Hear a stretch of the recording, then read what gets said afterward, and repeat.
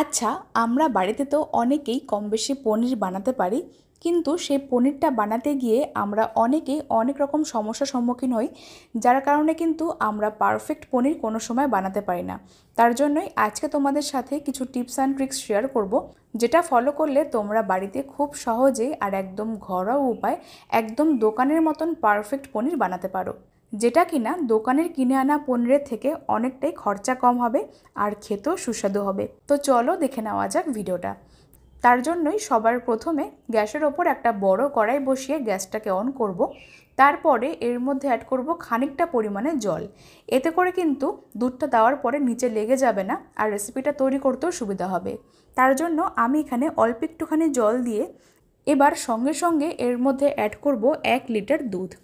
আর দুধটা অবশ্যই full fat দুধ নিতে হবে, তাহলে কিন্তু পনিরটা একদম পারফেক্ট হবে, সফট হবে, খেতেও কিন্তু সুন্দর হবে।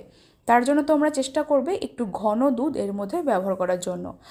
তো আমি এখানে ফুল ফ্যাট দুধ নিয়েছিলাম 1 লিটার। এবার ফ্লেমটাকে মিডিয়াম টু হাইতে রেখে দুধটাকে খুব ভালো মতন জাল করতে হবে। দুধটা জাল হতে হতে তোমরা আমাকে কমেন্টে জানিয়ে ফেলো যে আজকের ভিডিওটা কে কোন জায়গা থেকে দেখছো, তাহলে আমি তোমাদের প্রত্যেকের কমেন্টে ধন্যবাদ জানাতে পারবো। আর আজকের ভিডিওটা যদি ফেসবুক পেজ থেকে দেখছো তাহলে ফুডি মিতা 02 পেজটিকে ফলো করে দিও। আর যদি ইউটিউব থেকে দেখছো তাহলে মিতাস ফুড জোন চ্যানেলটিকে সাবস্ক্রাইব করে পাশে বেল আইকনটা প্রেস করতে একদমই ভুলো না। এতে করে আমার সমস্ত ভিডিওর আপডেট তোমাদের কাছে খুব তাড়াতাড়ি পৌঁছে যাবে। 3 থেকে 4 মিনিট সময় নিয়ে ফ্লেমটাকে মিডিয়াম টু হাইতে রেখে এরকমভাবে অনবরত নাড়তে হবে। আর একটা সময় পর গিয়ে দেখা যাবে কিন্তু দুধটা খুব ভালো মতন উতলে উঠেছে। এইরকমভাবে আরও 2-1 মিনিট দুধটাকে খুব ভালো মতন ফুটিয়ে নিচ্ছি। এতে করে কিন্তু পনিরের স্বাদটা খুবই সুন্দর আসবে। প্রায় 5 থেকে 6 মিনিট হাই ফ্লেমে দুধটাকে খুব ভালো মতন জাল করে নিয়েছিলাম। এবার এর মধ্যে আমরা অ্যাড করব প্রায় 4 টেবিল চামচ ভিনিগার আর তার সঙ্গে 2 টেবিল চামচ জল। আমি এখানে একটা পাত্রের মধ্যে মিশিয়ে রেখেছি। সেই ভিনিগার আর জলের মিশ্রণটা এর মধ্যে অল্প অল্প করে অ্যাড করতে হবে। পনির তৈরি করার সময় একমাত্র এই স্টেপটা কিন্তু ভীষণভাবে গুরুত্বপূর্ণ। সেটা হলো যখন তোমরা ভিনিগার আর জলের মিশ্রণটা দেবে অথবা লেবু দেবে বা ছানা কাটার পাউডারের মধ্যে ব্যবহার করতে পারো, অথবা তোমরা যে যেটা দিয়ে ছানা কাটাও না কেন, যেমন লেবু অথবা ছানা কাটার পাউডার, যে যেটাই ব্যবহার করো না কেন, এই অবস্থায় কিন্তু ফ্লেমটাকে বন্ধ করে তারপরে ব্যবহার করবে। তা না হলে কিন্তু ছানা অথবা পনিরটা একদম শক্ত হয়ে যাবে। তাই আমি এখানে ভিনিগার আর জলের মিশ্রণটাকে দিয়ে সঙ্গে সঙ্গে ফ্লেমটাকে বন্ধ করে দিয়েছিলাম। তারপরে অন্য হাত দিয়ে খুব ভালো মতন মিশিয়ে নিচ্ছি। তবে তোমরা এখানে চাইলে লেবুর রস অথবা ছানা কাটার পাউডার অথবা টক দই দিয়ে তোমরা ছানাটা কাটাতে পারো।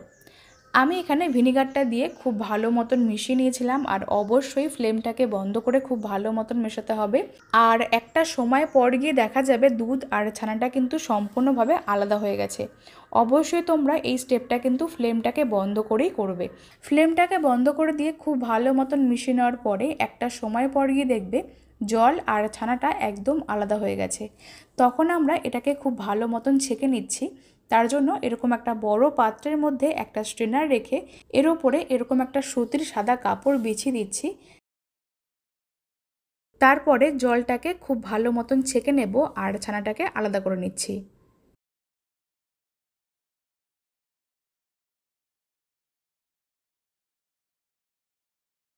ছানাটা খুব ভালো মতন ছেঁকে নিয়ে এর মধ্যে আরও বেশ কয়েকবার জল দিয়ে ভালো মতন ধুয়ে নিতে হবে। তা না হলে কিন্তু ভিনিগারের গন্ধটা যাবে না, তখন পনিরগুলো খেতে ভালো হবে না। তোমরা চাইলে এই ছানার জলটা কোনোভাবে রান্নার কাজে ব্যবহার করতে পারো, অথবা চাইলে ফেলেও দিতে পারো। দেখতেই পাচ্ছ ছানাটা খুব ভালো মতন ছেঁকে নেওয়ার পরে বেশ কয়েকবার জল পাল্টে ধুয়ে নিয়েছিলাম। এবার এরকমভাবে সুতির কাপড়টা খুব ভালো মতন মুড়িয়ে নিয়ে এক্সট্রা জলটাকে ভালো মতন চেপে নিচ্ছি। তবে খুব একটা বেশি প্রেস করব না, আলতো হাতে যতটুকু পরিমাণ চেপে চেপে জলটা বের হয় ঠিক সেরকমভাবে জলটাকে চেপে নিতে হবে।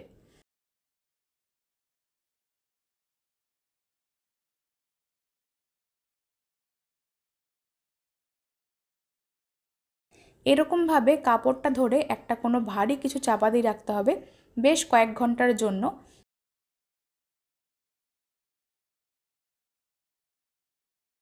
আমি এখানে এই প্রসেসটা আগের দিন রাতের বেলা করে রেখে পরের দিন সকালবেলা উঠিয়েছিলাম, তাতে করে কিন্তু পারফেক্ট পনির হয়ে গেছিলো।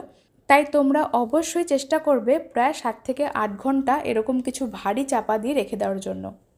আমি এখানে এরকম একটা স্টিলের থালার ওপরে একটা প্লেট রেখেছিলাম, তারপরে কাপড়টাকে রেখে একটা জলের গামলা খুব ভালো মতন চাপা দিয়ে রেখেছি। তবে তোমরা চাইলে যে কোনো ভারী কিছু দিয়ে চাপা দিতে পারো। ফিরে আসলাম এরকমভাবে রেখে 7 থেকে 8 ঘন্টা পরে। দেখতেই পাচ্ছ পনিরটা কিন্তু একদম পারফেক্টভাবে সেট হয়ে গেছে। কেউ দেখে বুঝতেই পারবে না যেটা বাড়িতে বানানো কি দোকান থেকে কিনে আনা। তাই তোমরা অবশ্যই আজকের এই গুরুত্বপূর্ণ টিপসটা ফলো করে বাড়িতে বানিয়ে নাও, আর খেয়ে তোমাদের কেমন লাগলো সেটা আমাকে অবশ্যই কমেন্টে জানাতে পারো। বাইরের কিনে আনা পনিরের থেকে ঘরের তৈরি পনির কিন্তু অনেকটা বেশি স্বাস্থ্যকর আর প্রিজারভেটিভ ছাড়া, যেটা কিনা শরীরের জন্য খুবই ভালো হবে। দেখতেই পাচ্ছ পনিরগুলো কতটা সুন্দর পারফেক্ট হয়েছে দেখতে। আশা করি তোমরা বাড়িতে একবার বানালে খেয়ে বুঝতে পারবে যে কতটা টেস্ট হয়। তো বন্ধুরা, আজকের মতন ভিডিওটা আমি এখানে শেষ করছি। তোমরা সকলে খুব ভালো থেকো। রেসিপিটা ভালো লাগলে লাইক কমেন্ট শেয়ার করতে ভুলো না। আর আজকের ভিডিওটা ফেসবুক পেজ থেকে দেখলে পেজটিকে ফলো করো, আর যদি ইউটিউব থেকে দেখছো তাহলে মিতাস ফুড জোন চ্যানেলটিকে সাবস্ক্রাইব করে পাশে বেল আইকনটা প্রেস করে দিও। তো চলো আজকের মতন এই পর্যন্তই। তোমরা সকলেই খুব ভালো থেকো। ধন্যবাদ।